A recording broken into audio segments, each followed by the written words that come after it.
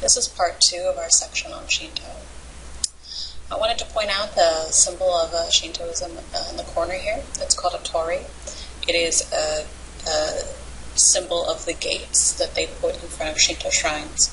When you're in Japan, they have both Buddhist temples and Shinto shrines all over the place. One of the ways you can tell a temple from a shrine is that Shinto shrines always have these torii. Okay, they always have these gates. And they symbolize that you're entering a sacred space. You're entering the abode of the kami. Today we're going to talk about shrines and the way they're set up. We'll talk a little bit about practices and festivals and other sorts of practical parts of Shinto. So there aren't a lot of festivals in Shinto. There are quite a few ceremonies. We looked at some of them in the last lecture. There are obviously the purification ceremonies, and you can go and you can pray to kami for good luck, prosperity, and things like that. Shinto also has a number of rituals that deal with birth and growing up, right? There are two rituals for children as they grow up, where their parents take them to shrines and they are blessed by the priests there. I have some pictures of it I'll show you. In addition, a lot of Japanese people go to shrines on New Year's Day. And there are some seasonal festivals as well in terms of agriculture, planting crops, harvest, seasons changing, because of course these are natural processes, and Shinto is interested, of course, in nature, in the way that the kami are present in nature. But as Japan has become, a modern industrialized nation, these seasonal festivals have taken sort of a backseat to New Year's and the children's blessings. So when girls are 4 years old and 8 years old, and when boys are 3 years old, they are taken to shrines for blessings. Now, it doesn't have to be on any particular day. They could be taken on any day during the year of that particular age. Often they are, parents choose to bring their kids on festival days, though, or on holidays. I was in Japan for the first time. I was in Tokyo. I was there on a weekend of, I can't remember what festival it was. It had to do with autumn. It's an autumn festival, and I went to Meiji Shrine, which is a major shrine in Tokyo, and there were hundreds of children. I was just amazed. There were hundreds of children. You can see the parents rent traditional kimonos for them, and they dress them up, and all the parents have cameras, and they're taking photos, and usually they will bring the kids to a professional photographer to have a professional photos done, and I have some Japanese friends who at home their parents still have these beautiful portraits done of them when they were little on these days. So and the photos are also given out to friends and family. So it's a little bit like I guess you could compare it maybe to Christmas photos a little bit, except you only for girls you only do it 2 times, and boys you only do it 1 time in their lives. So they rent the kimonos. Sometimes also I saw a lot of boys just in little suits, like Western suits. And you can see the priest here performing the oharai on them and cleansing them. Honestly, isn't she cute? Have you ever seen anything cuter? They're so much fun. This festival is so much fun. I saw a good deal of Hello Kitty kimonos when I was there, which was also very, very cute. And they get presents, and they're taken out to eat, and so on and so forth. So not all festivals at shrines are are miserable purifications where you're clinging to ice and sitting underneath waterfalls. There are happy festivals as well. Another example is Japanese New Year. Traditionally, it was held on the same day as Chinese New Year, but in the 19th century, the government changed the New Year's date to the Western calendar. So New Year's for the Japanese now lands on January 1st, as it is in the West. It is tradition for the Japanese to clean their homes and to visit a shrine within the first 3 days of the new year. And a lot of times women will dress up in kimonos for it, especially young women. And a lot of other people just, go in plain clothes.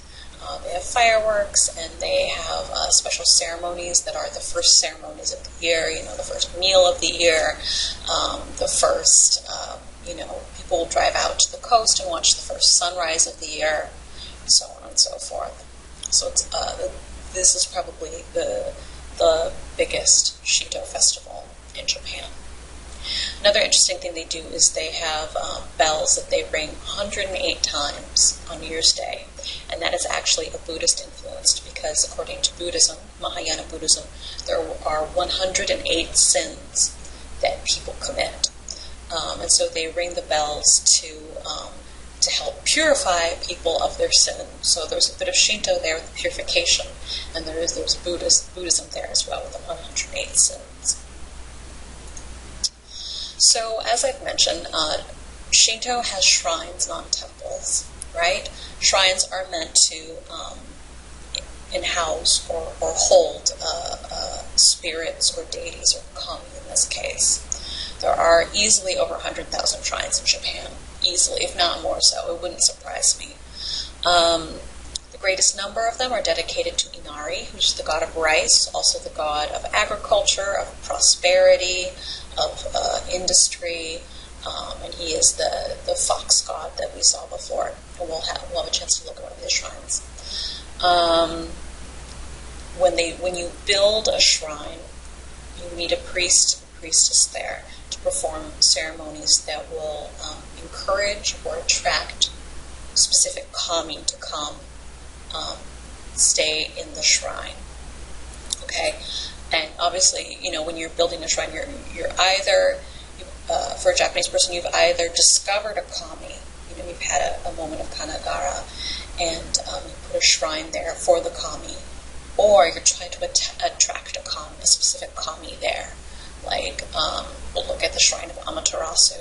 We'll study that story, how the emperor of Japan, one of the old emperors of Japan, sent out a high priestess to find a place to put a shrine for Amaterasu, and they found the proper place for her, and then they had these complex ceremonies to try and bring her in. So there are two ways to bring kami into residence in a shrine. The earliest Shinto followers probably worshipped out in nature, in groves of trees, in fields, in mountains, and wherever kami were found, right? And that's how the whole tradition started. It's a very shamanistic sort of tradition. The ancient Shinto was very shamanistic. And shamanism is a very, very ancient form of religion that focuses on spirits and having a shaman who is someone who has a special power, who can communicate with spirits, and who can communicate to spirits on behalf of humans. A little bit like a priest, but not exactly. And we're going to take a look at shamanism a little bit more next week when we talk about other Asian religions and how they interact. So you had early shamans who would try to attract kami to whatever place, villages and towns had placed a shrine, if that makes sense. Later on, these shrines became more complex. They got larger. They started putting these torii, or walls, or ropes, or streams and bridges, and all sorts of different things to mark off shrine sites. They got to be much larger. The way the Japanese use these places as they go, they wash their hands, as we've seen. They leave some sort of offering, oftentimes just like a coin, it's understood that the coins are meant for the upkeep of the shrine. They go to pay for that. Oftentimes, people will leave incense as well. They clap their hands, which attracts the attention of the kami. And then they bow very deeply, and they try to feel the kami in their hearts. and that is what Japanese do at shrines. This little guy right here is called the Maneki Neko. I'm sure you've seen these little cats before. It is a Japanese thing, though that the Chinese use them too. They're meant to attract the kami of fortune, and they're put at, you've probably seen them inside restaurants and maybe inside homes as well. They're meant to attract the kami of good fortune and bring prosperity into the home. So that's a little tiny kami right there. Another important part of Shinto shrines that differentiate them from Buddhist temples is that shrines tend to avoid images of kami. Shinto, for the most part, is iconoclastic, which means they don't like using images of spirits or gods or anything. Buddhism is to some extent, but Buddhism was originally very iconoclastic, so that they developed the use of using images of Buddha over time. But that's why in Buddhism there's an important point where you're supposed to recognize that the Buddha represents your inner Buddha. It's not the Buddha himself, right? This quote explains it pretty well. It says, "Never make an image in order to represent a deity or kami. To worship a deity, kami, is directly to establish a felt relation of our heart to the living divinity through sincerity or truthfulness on our part. If we, however, try to establish a relation between deity and man indirectly by means of an image, the image will itself stand in the way and prevent us from realizing our religious purpose to accomplish direct communion with the deity. So an image made by mortal hands is of no use in Shinto worship." Right? You're trying to feel or experience the kami directly. You're supposed to feel the kami in your heart. You're supposed to recognize the kami in its place of residence, either out in nature or within a shrine. This idea of an image getting in the way, it's similar to the Buddhist idea of the finger in the moon. That if someone says, where is the moon? And you say it's up there. The foolish man will mistake the finger for the moon, when in fact the finger is just pointing at the moon, right? So if you make an image of a kami, it's trying to point at the kami, but people will mistake it for the kami itself. And yet we will see a few examples of images of kami. It does happen sometimes. But for the most part, when you go to shrines, Shinto shrines, you see no images there. Just a lot of symbolism. So here are some common-looking shrines. A lot of Shinto shrines use this orange color, right? Except for the shrines that are to the god Inari, who we'll talk about, or the kami Inari, who we'll talk about, who uses the color red. For the most part, if you see a structure that is red that looks like this, it's probably a Buddhist temple, right? Orange is usually for shrines, and red is for temples, except for Inari, who prefers the color red. The way you know that this is a shrine and not a Buddhist temple are these ropes here with the paper hanging from them, just like this. These are called shiminawa.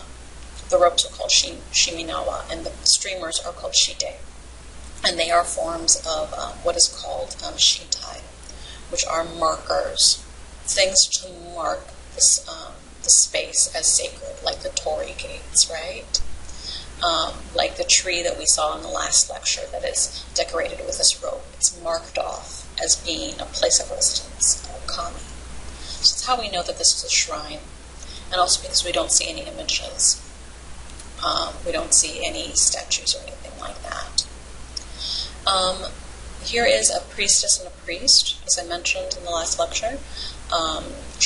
Shinto does not have monks or nuns. It does have priestesses, though. Most commonly priestesses, right? Because again, this is Shinto was based in shamanistic tradition, very ancient shamanistic tradition, and most but not all shamanistic traditions prefer women shamans. it's an interesting part of human culture. The shamanistic religions tend towards women shamans for some reason. There's this belief that women are more open to the spirit world in some way, and are more able to commune with them. Now, in modern Shinto, it's not really a shamanistic tradition anymore, and the priest and priestess do not, within a Shinto shrine, do not go into trances and communicate with a kami the way they do in shamanism. But there is like that little bit of leftover shamanism there. I thought that was interesting to point out.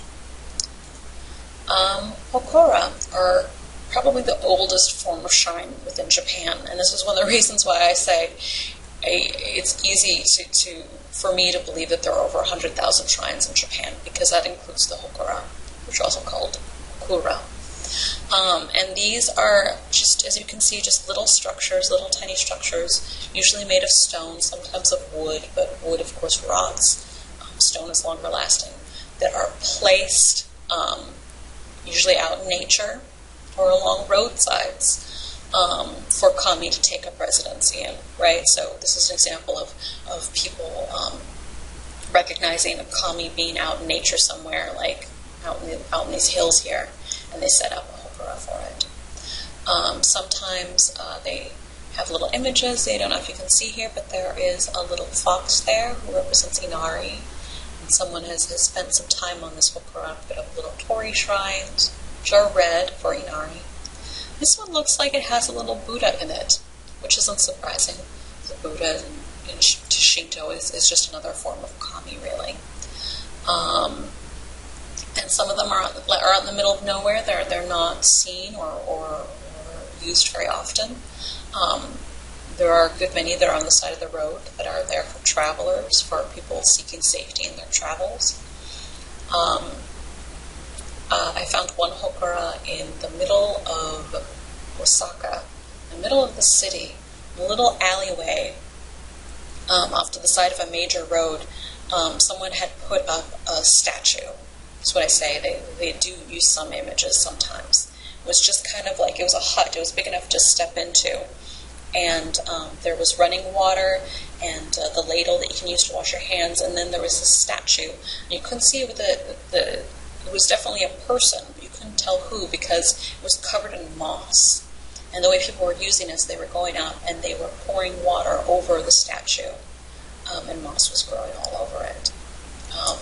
I never knew what the significance of it was, but I thought that was a pretty interesting hokura.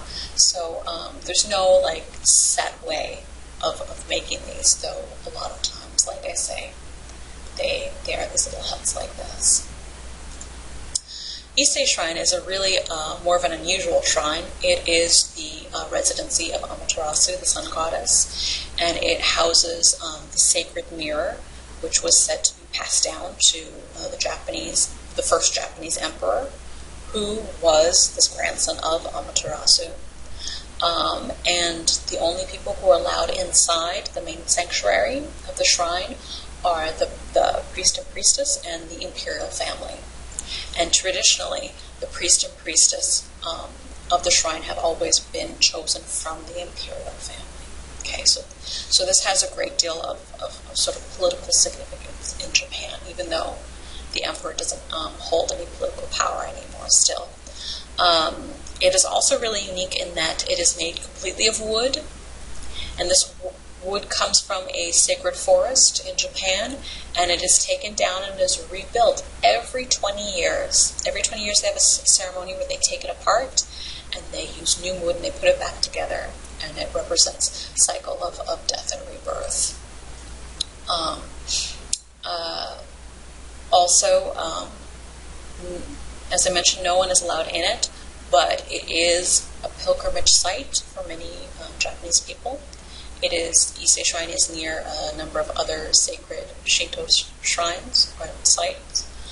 It's near the ocean, and a lot of people take a pilgrimage path to Ise, and you can pray outside of it, right? People go and they pray outside of it, and you can travel on to other sacred sites as well.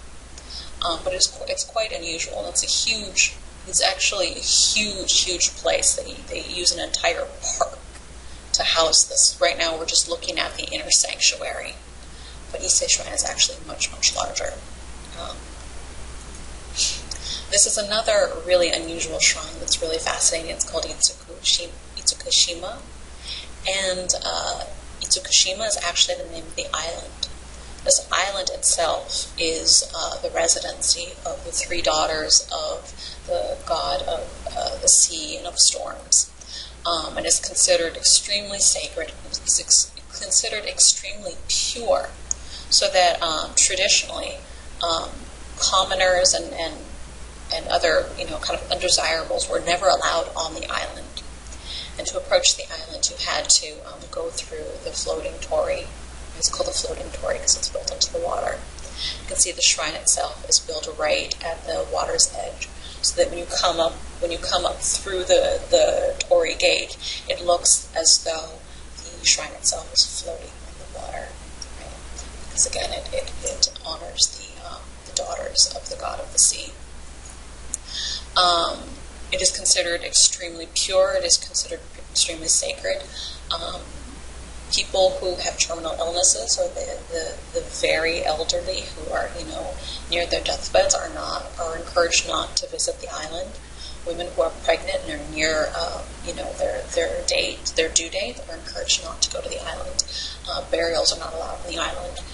This has been a very protected site over the years. And I read somewhere that these two little statues here actually are Buddhist. They were put up by a later emperor who was a Buddhist himself.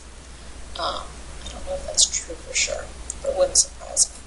These days, tourists come, Japanese tourists come, but they do still recognize it as being a very sacred site. The Fushimi Inari Shrine is in Kyoto, which is a major city in Japan. I've actually had a chance to visit it 2 times. And it is huge. It is on a mountain that was considered originally sacred to Inari, who, as I mentioned, is the god of rice and prosperity. One of the ancient emperors of Japan decided to patronize it and build a torii, build some tories and build up the shrine, and it became very popular for other noblemen and rich families to also donate money to build torii. And that is why you see these tunnels of torii. These are just gates. This is just gate after gate after gate after gate after gate after gate. There's a little space in between here. There's sunlight. It's very common to see tourists standing between them, taking pictures standing in between them. But they're probably maybe that far apart, maybe a couple feet apart.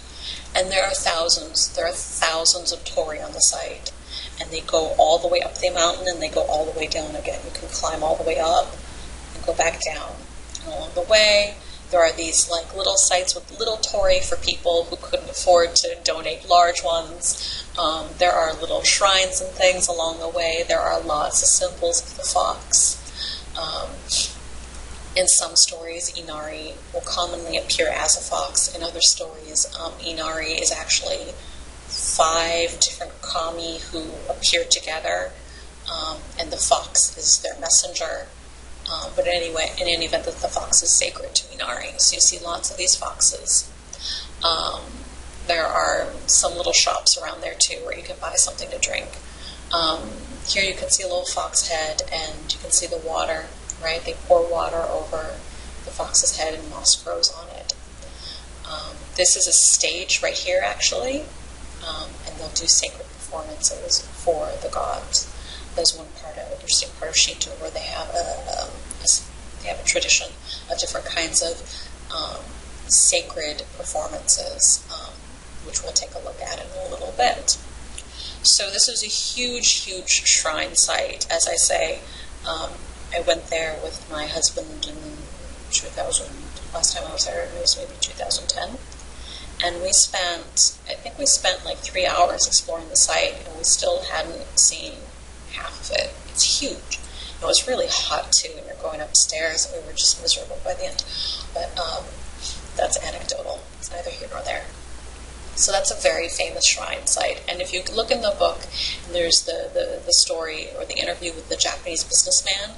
This is the shrine site that he mentions that his family once donated to. So one of these shrines, or one of these gates, or one of these little gates, are his family's. And on the sides here, there's writing. There's name of families, their family names, date names, when they put the shrine, the torii gate up, and what it's for, to bring prosperity, or to bring longevity, or to bring good luck to the family. So that is a very famous shrine in Japan. Kabuki is one of the forms of sacred performance that I mentioned. It is a very stylized art form. You can see that they use special makeup and special costumes. Only men are allowed to perform kabuki, so that is a man there dressed up as a woman. Because traditionally, men held a higher station in Japan, and women, I guess, were considered not pure enough or not good enough to participate in these performances. And so kabuki is an ancient art form. What they do is they act out sacred myths and stories, stories of warriors, stories of the gods and goddesses, of kami, all sorts of things. And you can see that when they're performed, this is an old wood carving, but when they're performed, people from the public can come into the shrine and watch, right? You can come in and watch the kabuki. They sell food, and it's for entertainment. But at the same time, it has to be respected, right? Because you're in a sacred space. To be very respectful when you're watching kabuki. Another form of entertainment for the gods is sumo. Sumo is a form of entertainment for the kami, and was traditionally performed within shrines. Today, sumo is a very important part of the Japanese culture, and it's held in large stadiums, and it's very popular, but it's still considered to be an act of entertaining the kami. You can see there's a priest in the middle. He's blessing the area. They're going to throw salt out. The sumo wrestlers are going to throw salt. That's going to purify the space, right? He's setting apart within the stadium itself. They're setting apart a sacred space within the stadium, right? It's kind of how you can validate a performance within a stadium as being for the kami, is that you set a space apart, right? And only the sumo and the priest are allowed within that spot, within that space. So the priest will bless it, he'll purify it. The sumo wrestlers will perform rites of respect and veneration for the kami and throw salt, and then they'll wrestle. So it's a very interesting part of Japanese culture. And then there are a number of minor Shinto rituals as well that people participate in that, again, Japanese people do, but they don't consider those rituals to make them Shinto, right? They don't consider themselves to be Shinto, and yet they do these rituals. A common one is to pray via paper, to write their prayers on paper, and to tie them to those shiminawa ropes, or to trees, or to usually most shrines will have a place set apart where you can tie your prayer to. Another common ritual is to buy these little charms. Most shrines and Japanese Buddhist temples as well sell them. And they are sold for protection purposes. They're called omamori, which means protection. And they'll have these little symbols which represent the shrine or the temple that they come from. And then they have each one has a specific purpose, right? Most of them are for health, or getting good grades, or a good number of them are sold for car protection to keep you safe within your car so you don't get into accidents, for, a happy marriage, for, anything you can really think of. They're also commonly bought and given as gifts. You can think of it as kind of a traditional Japanese greeting card. When you have a special event, you can give people a little omamori to help keep them safe.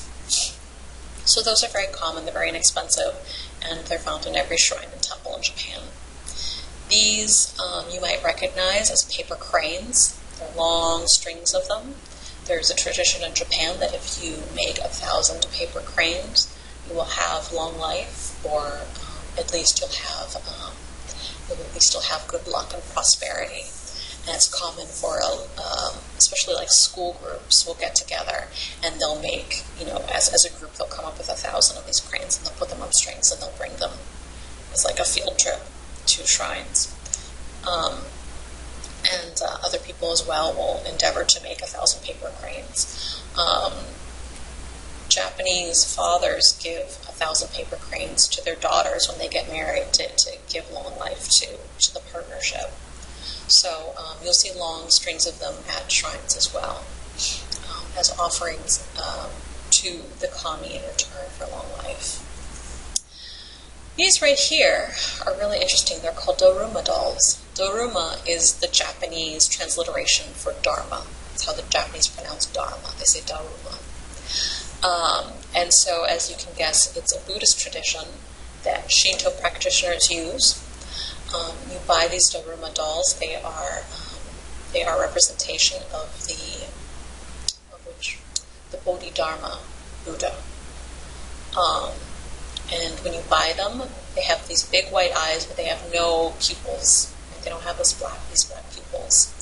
The idea is that you buy a Daruma doll and you buy it as an offering to, originally it was to the Buddha, the Bodhidharma Buddha, but, Shinto shrines use them, so you buy them as offerings to the kami. And what you do is you make a goal for yourself, and once you've set that goal, you paint one of the eyes in with, a black pupil.